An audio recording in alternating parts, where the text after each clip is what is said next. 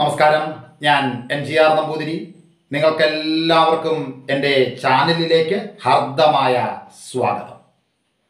ഇതുവരെ ഞാൻ പറഞ്ഞ എല്ലാ കഥകളും കഥാപ്രേമികളായ നിങ്ങൾക്ക് ഒരുപാട് ഇഷ്ടമായി എന്ന വിശ്വാസത്തോടെ വിക്രമാദിത്യ കഥയിലെ ഭോജരാജാവിനോട് 9ാമത്തെ പ്രതിമയായ മധുമതി എന്ന പേരുള്ള സാലഭഞ്ജിക പറഞ്ഞ കഥയുടെ അവസാന ഭാഗമായ 2ാം ഭാഗത്തിലേക്ക് എല്ലാവർക്കും എൻ്റെ ഹാർദമായ സ്വാഗതം.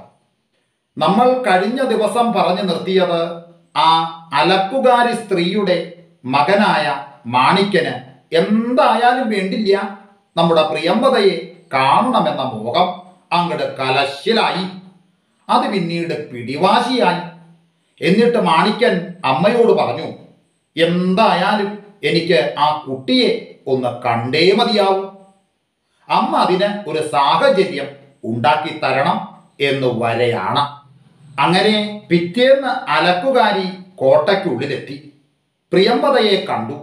വിക്രമാദിത്യനും ഭട്ടിയും സമീപത്തില്ല എന്ന ഉറപ്പ് വരുത്തിയായിട്ടായിരുന്നു അന്നത്തെ ആ കൂടിക്കാഴ്ച. എന്നിട്ട് ആ അലക്കുകാരി പ്രിയംവദയോട് ചോദിച്ചു, എൻ്റെ മകന് ഒരേ ഒരു പിടിവാശി, ഇവിടെ വരെ ഒന്ന് വരണമെന്ന്, ഞാൻ എന്താ ചെയ്യുക എന്ന് അലക്കുകാരി ചോദിച്ചു. പക്ഷേ പ്രിയംവദ അത് കേട്ടതായി പോലും അങ്ങോട്ട് ഭാവിച്ചില്ല.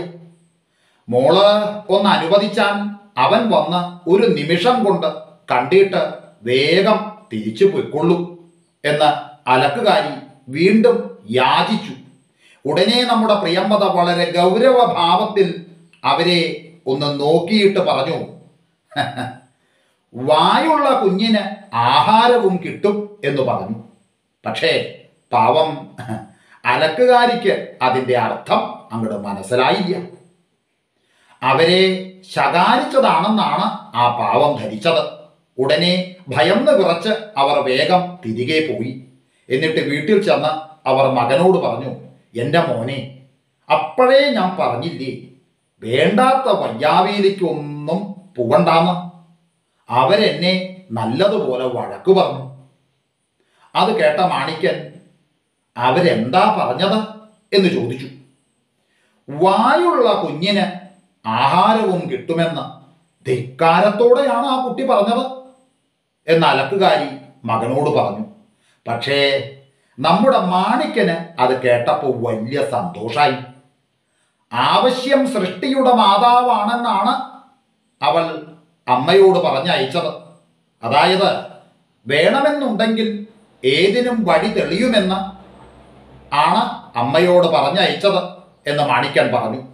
അങ്ങനെ പിറ്റേന്ന് വിക്രമാദിത്യനും ഭട്ടിയും പോയി കഴിഞ്ഞപ്പോൾ അയാൾ ആ കോട്ടവാതിക്കലെത്തി. പക്ഷേ അത് പുറത്തുനിന്ന് പൂട്ടിയിരിക്കുകയാണ്. അയാൾ കോട്ടയുടെ പുറത്തുകൂടി വെറുതെ ഒന്ന് ചുറ്റി നടന്നു. അപ്പോഴാണ് പടിഞ്ഞാറേ ചെരുവിലായി നമ്മുടെ മാണിക്യൻ വലിയൊരു മാവ് കണ്ടത്. ആ മാവിൻ്റെ ഒരു ശാഖ കോട്ടയ്ക്കുള്ളിലേക്ക് ചാഞ്ഞു കിടക്കുകയാണ്. മാണിക്യൻ വേഗം ആ മാവിൽ അള്ളിപ്പിടിച്ച് കയറി ആ ശിഖരം വഴി കോട്ടയ്ക്കുള്ളിലേക്ക് അങ്ങോട്ട് ചാടി. പിന്നെ പ്രധാന വീതിയിലൂടെ നടന്ന് പ്രിയംവദയുടെ മുന്നിലെത്തി. പ്രിയംവദ അയാളെ ഒരു നിമിഷം നോക്കി നിന്നുപോയി. അയാളുടെ സാഹസികത നമ്മുടെ പ്രിയംവദയെ വല്ലാണ്ടങ്ങട് ആകർഷിച്ചു. തന്നെ കാണാൻ എത്ര കഷ്ടപ്പാട് സഹിച്ചാണ് അവൻ ഇവിടെ എത്തിയത്. അങ്ങനെ സന്ധ്യയാവുന്നത് വരെ അവർ ഇരുവരും ഓരോന്ന് സംസാരിച്ചിരുന്നു. അതിനിടയിൽ ആ കോട്ട ചുറ്റി നടന്ന് കണ്ടു. ആ കോട്ടയുടെ മുകളിൽ കയറി പടിഞ്ഞാറ് നിന്ന് വീശുന്ന കാറ്റുകൊണ്ടു. അങ്ങനെ സന്ധ്യയായപ്പോൾ പ്രിയംവദ അവനെ കൊട്ടാരത്തിലെ അസംഖ്യം മുറികളിലൊന്നിൽ അങ്ങട് ഒളിപ്പിച്ചു. വീണ്ടും 2 നാൾ കഴിഞ്ഞു. ഒരു ദിവസം രാത്രി ഭട്ടി ഉറക്കത്തിൽ നിന്ന് അങ്ങട് ഞെട്ടി ഉണർന്നു. നിലാവെളിച്ചത്തിൽ നമ്മുടെ പ്രിയംവദ വരാന്തയിലെ തൂണിന് സമീപം ഒരു യുവാവുമായി സംസാരിച്ചു നിൽക്കുന്നത് നമ്മുടെ ഭട്ടി അങ്ങോട്ട് കണ്ടു. പക്ഷേ വിക്രമാദിത്യനായിരിക്കും അതെന്ന് ഭട്ടി കരുതി. പിന്നീട് അത് ശ്രദ്ധിക്കാതെ അദ്ദേഹം വീണ്ടും പോയി കിടന്ന് ഉറക്കം തുടർന്നു. അല്പം കഴിഞ്ഞ് വിക്രമാദിത്യൻ ഉണർന്നു. എന്നിട്ട് അദ്ദേഹം നോക്കിയപ്പോഴും അതേ ദൃശ്യം കണ്ടു. ഭട്ടിയാവും പ്രിയംവദയോടൊപ്പം നിൽക്കുന്നതെന്ന് വിക്രമാദിത്യനും തോന്നി. അദ്ദേഹവും അത് കാര്യമാക്കിയില്ല. പിറ്റേന്ന് വിക്രമാദിത്യൻ ഭട്ടിയോട് ഈ വിവരം സംസാരിച്ചു. പ്രിയംവദയോട് കുറച്ചു കാലത്തേക്ക് നമ്മൾ ഒന്നും സംസാരിക്കരുതെന്നും അവളുടെ ചലനങ്ങൾ ശ്രദ്ധിക്കുക മാത്രം ചെയ്യണമെന്നും നമ്മൾ ഒരുമിച്ച് ഒരു തീരുമാനമെടുത്തിരുന്നു. എന്നിട്ട് ഇന്നലെ രാത്രി അവളുമായി നിലാവെളിച്ചത്തിൽ ഭട്ടി ദീർഘനേരം അവളോട് സംസാരിച്ചു നിൽക്കുന്നത് ഞാൻ കണ്ടൂലോ എന്ന് വിക്രമാദിത്യൻ ചോദിച്ചപ്പോൾ നമ്മുടെ ഭട്ടി അത് കേട്ടൊന്ന് ഞെട്ടി. ഹേ, ഞാനോ? എന്താ, അങ്ങനെ ചെയ്തില്ല എന്ന് വാദിക്കാനാണോ ഭട്ടിയുടെ ഭാവം എന്ന് വിക്രമാദിത്യൻ വലിയ ഗൗരവത്തോടെ അങ്ങോട്ട് ചോദിച്ചു. പക്ഷേ ഭട്ടി ഒന്നും മിണ്ടിയില്ല. ഇതിലെന്തോ ഒരു രഹസ്യമുണ്ടെന്ന് ഭട്ടിക്ക് തോന്നി. അങ്ങനെ ഭട്ടി ആ കെട്ടിടത്തിൻ്റെ മുകളിലത്തെ നിലയിൽ ജനാലയ്ക്ക് സമീപം അങ്ങോട്ട് ചെന്നിരുന്നു. തൻ്റെ സഹോദരൻ തന്നോട് നീരസത്തോടെ സംസാരിച്ചതിൽ അദ്ദേഹത്തിന് വലിയ വിഷമമൊന്നും തോന്നിയില്ല. അപ്പോഴും ആ മനസ്സ് എന്തോ ചിന്തയിലായിരുന്നു. ആ സമയത്ത് ആകാശമാർഗത്തിലൂടെ സഞ്ചരിച്ചിരുന്ന രണ്ട് ജടാധാരികൾ അകലെ ഒരു മരച്ചുവട്ടിൽ വന്നിറങ്ങി. എന്നിട്ട് അതിൽ ഒരു ജടാധാരി വടക്കോട്ടും മറ്റൊരാൾ തെക്കോട്ടും അങ്ങോട്ട് നടന്നു. അതിൽ വടക്കോട്ട് നടന്നയാൾ ഒരു മരത്തിൻ്റെ മറവിലെത്തി. എന്നിട്ട് തൻ്റെ ജടക്കെട്ടടിച്ചപ്പോൾ അതിൽ നിന്നൊരു യുവതി അങ്ങോട്ട് പുറത്തിറങ്ങി. ആ യുവതിയെ പുറത്തുവിട്ട് ജടാധാരി സമീപത്തുള്ള ഒരു കുളത്തിലിറങ്ങി. എന്നാൽ തെക്കോട്ട് പോയ ജടാധാരി ഒരു വള്ളിപ്പടർപ്പിൻ്റെ മറവിലെത്തി. എന്നിട്ട് തൻ്റെ ജടാബന്ധനം അടിച്ച് അതിൽ മറച്ചു വച്ചിരുന്ന ഒരു യുവതിയെ അങ്ങോട്ട് പുറത്തിറക്കി. അതിനുശേഷം അയാൾ അടുത്തുള്ള ഒരു പുഴക്കടവിലേക്കും നടന്നു. നമ്മുടെ ഭട്ടി സാഹൂതം ഇരുവരെയും അവർ ഇറക്കിവിട്ട യുവതികളെയും അങ്ങോട്ട് നിരീക്ഷിച്ചു. ഉയർന്ന ആ കോട്ടയ്ക്ക് മുകളിലിരുന്നാൽ എല്ലാവരുടെയും നീക്കങ്ങൾ ഭട്ടിക്ക് വളരെ വ്യക്തമായിട്ട് കാണാമായിരുന്നു. എന്നാൽ നമ്മുടെ ഭട്ടിയെ ഞെട്ടിച്ചുകൊണ്ട് ഒരു യുവതി തൻ്റെ മുടിക്കെട്ടഴിച്ച് അതിൽ നിന്നൊരു യുവാവിനെ പുറത്തേക്ക് ഇറക്കി വിട്ടു. അതുപോലെ അടുത്ത യുവതിയും തൻ്റെ മുടിക്കെട്ടിൽ ഒളിപ്പിച്ചിരുന്ന മറ്റൊരു യുവാവിനെയും അങ്ങട് പുറത്തു കൊണ്ടുവന്നു.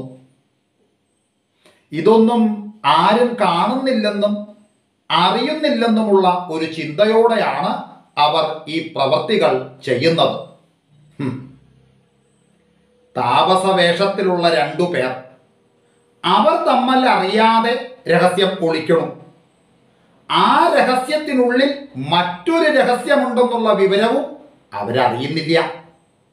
തമ്മിലറിയാത്ത സഹജീവികൾ, കൂട്ടത്തിലുള്ളവരിൽ നിന്ന് മറച്ചു പിടിച്ച നിഗൂഢതകൾ. സത്യം, പ്രാപഞ്ചിക ജീവിതം ഇതുതന്നെയാണ്.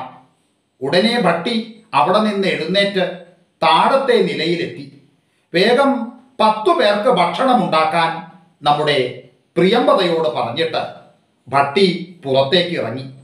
ആ താപസ വേഷക്കാർ നിന്ന മരച്ചുവട്ടിലേക്ക് കുറച്ച് ദൂരം ഉണ്ടായിരുന്നു.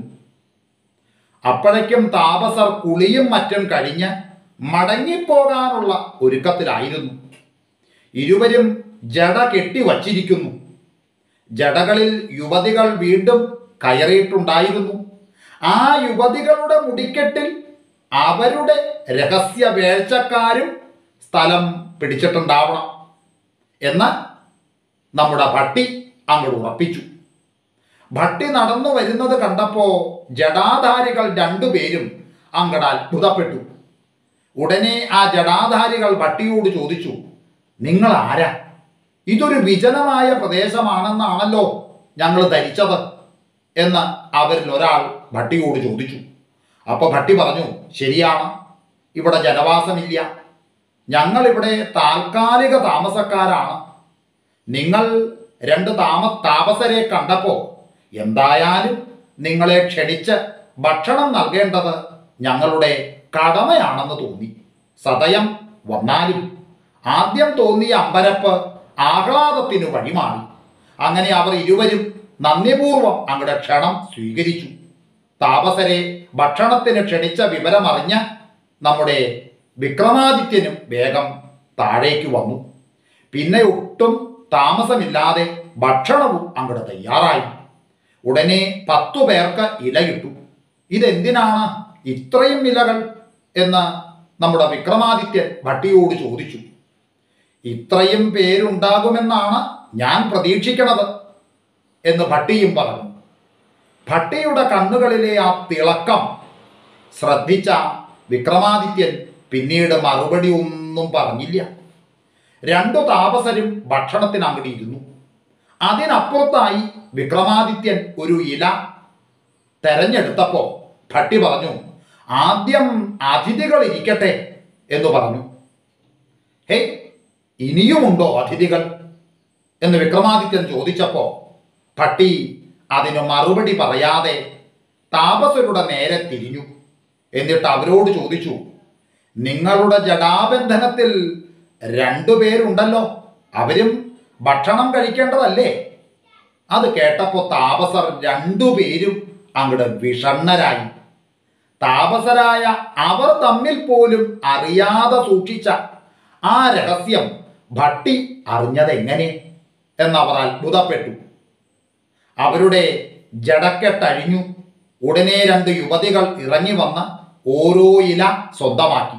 ഹേയ്, നിങ്ങൾ മാത്രം ഭക്ഷണം കഴിച്ചാൽ മതിയോ? നിങ്ങളുടെ സ്നേഹിതരെ കൂടി അങ്ങോട്ട് സ്വതന്ത്രരാക്കൂ എന്ന് പറഞ്ഞപ്പോൾ യുവതികൾ 2 പേരും നിസ്സഹായതയോടെ അന്യോന്യം നോക്കി. അടുത്ത നിമിഷം അവരുടെ മുടിക്കെട്ടിൽ നിന്ന് 2 യുവാക്കൾ ഇറങ്ങി വന്നു. ഇതെല്ലാം നോക്കി വിക്രമാദിത്യൻ അമ്പരന്ന് നിൽക്കുകയായിരുന്നു. ഇനി നമ്മൾ 3 പേരല്ലേ ബാക്കിയുള്ളത്, എന്തിനാണ് 4 ഇലകൾ? ഉടനെ ഭട്ടി പ്രിയംവദയുടെ നേരെ തിരിഞ്ഞു. നോക്കൂ, നമ്മളെല്ലാവരും ഭക്ഷണം കഴിക്കുമ്പോൾ ഒരാൾ മാത്രം പട്ടിണിക്ക് കിടക്കുന്നത് ശരിയല്ല. വിളിക്കൂ ആ ചങ്ങാതിയെ കൂടി. അത് കേട്ടപ്പോൾ നമ്മുടെ പ്രിയംവദയുടെ മുഖം അങ്ങോട്ട് വിളറി. ഭട്ടി തൻ്റെ രഹസ്യം മനസ്സിലാക്കിയിരിക്കണു. ഇനി രക്ഷയില്ല. അവൾ അകത്തെ മുറിയിൽ ഒളിപ്പിച്ച മാണിക്കനെ കൂടി വിളിച്ചു കൊണ്ടുവന്നു. പക്ഷേ ഊണിനിടയിൽ ആരും സംസാരിച്ചില്ല. പിന്നീട് പുറപ്പെടാൻ നേരം താപസർ ഭട്ടിയോട് ചോദിച്ചു, ആരെയാണ് യഥാർത്ഥത്തിൽ വിശ്വസിക്കുക, ആരെയാണ് അവിശ്വസിക്കുക? ഞങ്ങൾക്ക് ഉത്തരം കണ്ടെത്താൻ കഴിയണില്ല. മനസ്സ് തുറക്കാത്തവർക്ക് ആരെയും വിശ്വസിക്കാനാവില്ല, അവരെയും ആരും വിശ്വസിക്കില്ല. ഭട്ടിയുടെ മറുപടി കേട്ടപ്പോൾ വിക്രമാദിത്യൻ സഹോദരനെ അങ്ങട് ആലിംഗനം ചെയ്തു.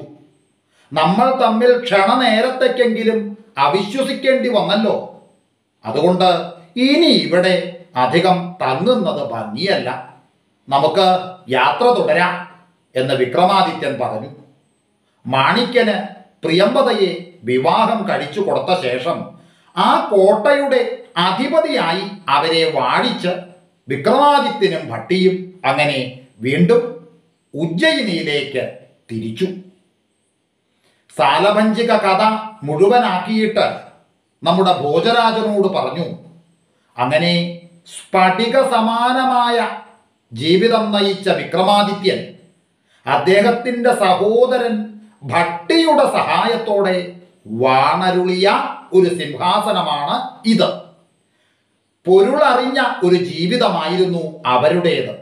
അത്തരത്തിലുള്ള മാതൃകാ പുരുഷന്മാർ കാത്തു സംരക്ഷിച്ച സിംഹാസനത്തിലാണ് ജീവിതാനുഭവങ്ങൾ വളരെ കുറവുള്ള അങ്ങ് കണ്ണുവച്ചത് എന്ന കാര്യം ഇനിയെങ്കിലും ഒന്ന് തിരിച്ചറിയണം. അത് കേട്ട് നമ്മുടെ ഭോജരാജാവ് അന്നത്തെ സിംഹാസന ആരോഹണ ചടങ്ങുകൾക്ക് വിരാമമിട്ടു. എന്നിട്ട് വേഗം തൻ്റെ കൊട്ടാരത്തിലേക്ക് അങ്ങോട്ട് മടങ്ങി. അങ്ങനെ 9ാമത്തെ പ്രതിമയായ മധുമതി എന്ന സാലഭഞ്ജിക നമ്മുടെ ഭോജരാജനോട് പറഞ്ഞ 9ാമത്തെ കഥയും ഇവിടെ പൂർണ്ണമാകുന്നു. എല്ലാവർക്കും ഒരിക്കൽ കൂടി എൻ്റെ നന്ദി, നമസ്കാരം.